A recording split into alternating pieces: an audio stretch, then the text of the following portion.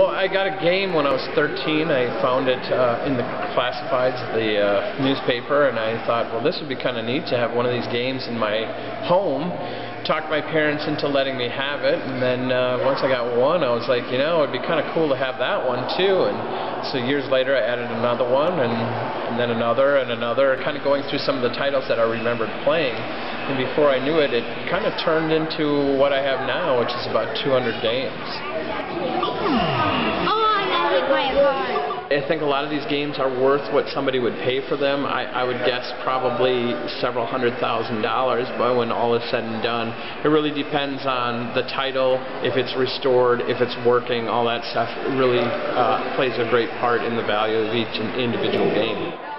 It's a fantastic collection. It's probably one of the biggest collections in the country, certainly in the state, of a single person owning so many vintage video arcade games.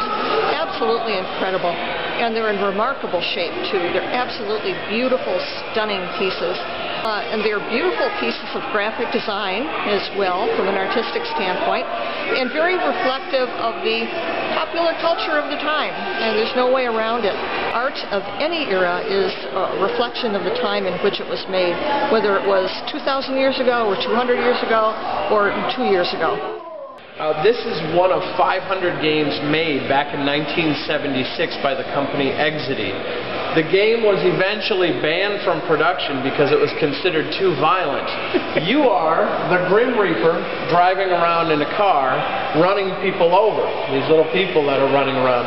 When you run them over, they scream and a headstone comes up in their place. So it was considered too violent, even though it's a black and white game. And today there's very few of them in existence.